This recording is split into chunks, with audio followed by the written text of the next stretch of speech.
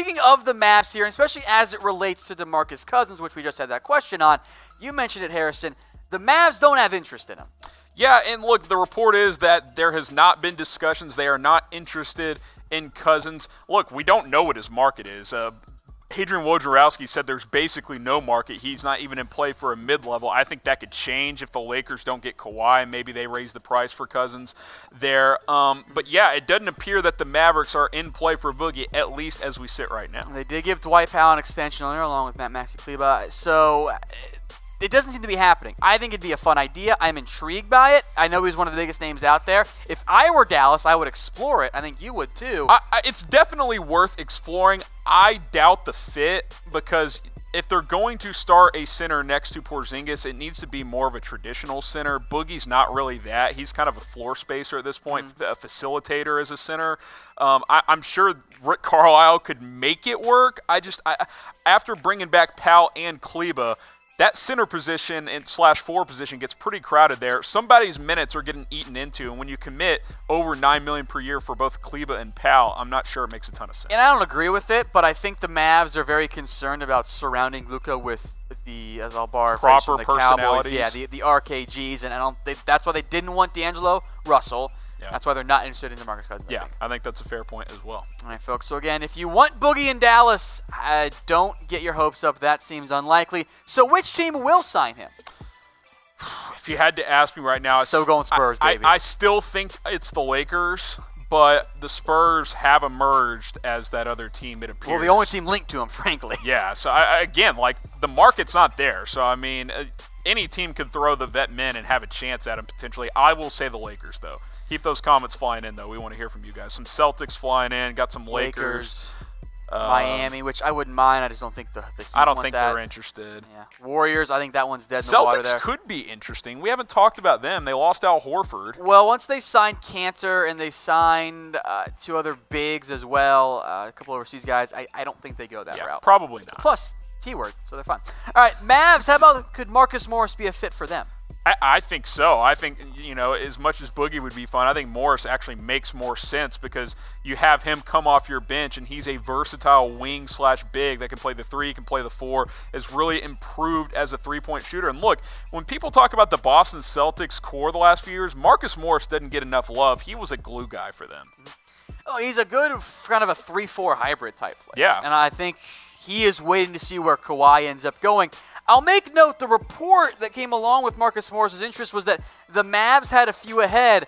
If it's not Boogie, well, who are the few? Yeah, I think Danny Green is one. I mean, clearly the Mavericks are waiting to see what happens with Danny Green. But outside of him, look, the free agent pool has dried up significantly. Maybe they're talking about a trade that we don't know about, but I don't think you can put a few free agents ahead of Marcus Morris. In fact, I think pairing Morris with Green makes a ton of sense. Morris averaged 14 points per game last year. That's about where he's been the last 4 years. Very consistent player he's become. So I definitely think the Mavs should be in on Marcus Morris. I mean, when we look at this roster, here's what it looks like right now. If you bring in Morris, he comes off the bench, but kind of going back to that few point, well, I think you'd be looking for a point guard, right? Yeah, you would think. I think the problem there aren't any. Yeah, who are you going to get? They're certainly not Rondo? No, they are not bringing Rondo back. I actually think, look, we have Brunson penciled in there right now. They want him to be that second unit point guard in Dallas.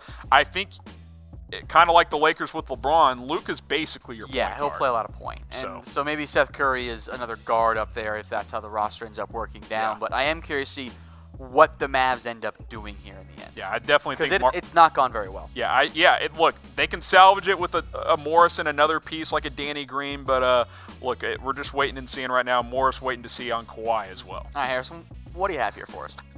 I came up with this fun idea. Better governor, because of course can't say owner anymore. Can't say owner. No can't more say owners owner in the chat. NBA. Say owner in the chat. Very guys. offensive, of course. Mark Cuban or Greg Abbott. For those of you not familiar, Greg Abbott's the governor of Texas. We're not going to get into politics here. I'm not brave enough for politics. Type C for Cuban, type A for Abbott. Better governor. Look, C's have it. It hasn't been a great few days for old Cuban and the boys. Cuban's taking an L. Let's be honest here. Yeah, there's no doubt. Well, his pocket's never taken Look, out. I'm not brave enough for politics. So. Hey, shout out Obi-Wan. Not a political guy here, so keep those flying in. You mentioned a trade earlier, as by the way the C's clearly have it here. Danillo Gallinari. What do you make of this one? This was more of an idea floated out there that makes sense financially. This is not actually being reported, but I do like the hypothetical that if the Clippers got Kawhi and wanted to bring in Danny Green, his buddy, alongside him, they would have to move Gallinari, especially now after the Magruder signing, would not have enough money to do all of that. So the Mavericks are right around $22.5, $23 million in cap space. They could be the recipients of Gallinari's contract and would likely receive a first-round pick as well. I think that could make some sense there if the Clippers do get Kawhi. Yeah, so the Clippers can't afford Kawhi and Gallinari right now, but if they bring in multiple people, they can afford Kawhi and Gallinari, but not Green, Kawhi, and Gallinari. So it would be if they got Green and Kawhi. That's the key note there. So they would have to move Gallinari in that situation. Mavs can take him on. They probably get a pick back as well. Yeah. You would definitely get a pick back because you're facilitating cap space for the Clippers. You would get likely a first round pick. It'd be a late round pick or first rounder, of course. All right, folks, do us a favor here. Hook us up with a like on this video. So show us some love. We got over 4,000 people watching here. And the like numbers are nowhere near that. I know that's how it always works, so we'll remind you to hook us up with a like there. Hey, simple math. If you all like it, we'll be over 4,000 likes. That's how math works, guys. There you go. Super simple there. Let me pull up the like numbers here. We're at 210, 249, rapidly rising. So hook us up with those likes there, folk. We appreciate it. Just, hey, if you like what we're doing, show some love, you know? And while you're doing that, hit that subscribe button. Get us to 125,000 subscribers on YouTube. We're over 123,000 as that number continues to go up. 268 now is the latest update. 123,268 is where we sit. Let's get to 125K. Hit that subscribe button. Also, hit that alert button as well, you know when we go live. The Noti gang, as you called it? Noti, exactly. That was not my idea. That was Brett's, but I will take credit. Dude, just take credit. But I will take credit. You ruined it by saying it was Brett's idea. I didn't know that. They don't have to know that. So you just said it. It's okay.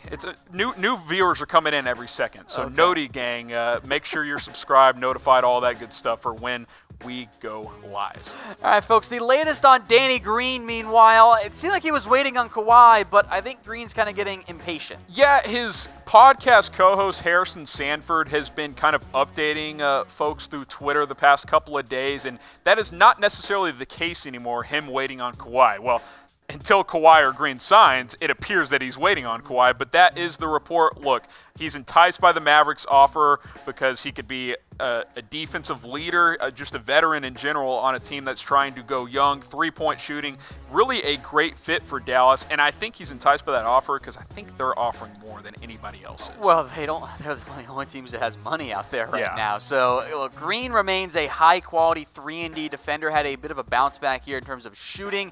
He'd be a great fit on really any team, especially Dallas. Look, second in the NBA in three-point shooting. You already signed the third three-point shooter in the NBA from last year in Seth Curry. That's what the Mavs need. They need shooters around Luka because it was brutal to watch last year when Luka's making a ridiculous shot or pass to a wide-open shooter in the corner and it clanks off the rim. They need guys who can knock those down.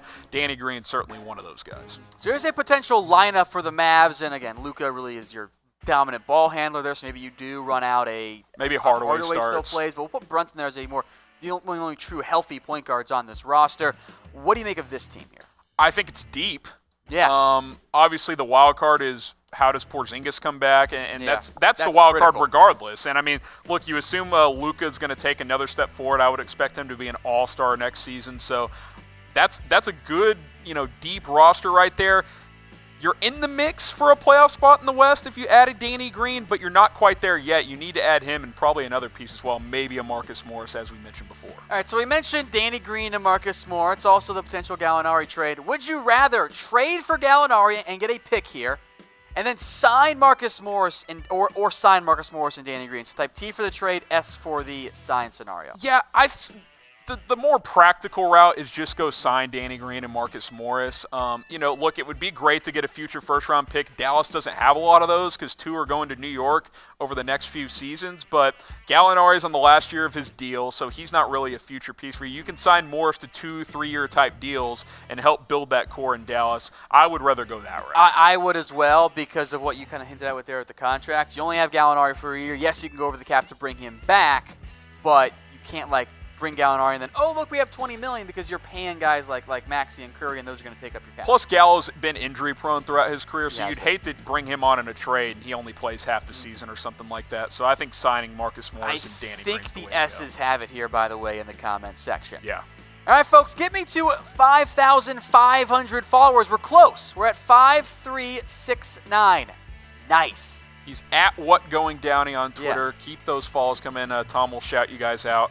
You have some shout-outs to get caught up on, yeah, too, got right? a couple coming in. I'll get to those in just a moment here. But, yeah, I've had 7 or 8 new followers. We appreciate that. I'm at Harrison1033. He is at @WhatGoingDowney. Albert, Shout out Owen, by the way. Owen, Sarah Small. I already shouted out Ethan, BR Longhorn, and Yang, Callan Rennick. Appreciate you guys. Jesus coming in as well. Appreciate all of you guys who follow us on Twitter. And shout out Josh, who was the first one to follow me here on this one here. So we're up in those numbers here. Thank you all very much, folks. One last news here for the Mavericks. Dorian Finney-Smith is staying put. Yeah, and this makes sense for a couple reasons. One, you can go over the cap because you had his rights there, so it doesn't affect the $22.5, $23 million they currently have right now. 3 years, $12 million, 4 per year. He's still developing as a shooter. He goes in these streaks where for a couple of weeks he'll shoot 45% from 3, then he'll shoot 20% for a month from 3. So very good defender, can guard multiple positions. If he can become a more consistent three-point shooter, this is a great value contract for the Mavs. This makes some sense. All right, so that's your latest update there on the Dallas Mavericks. Finney-Smith back to Dallas, of course, on a 3-year, $12 million deal.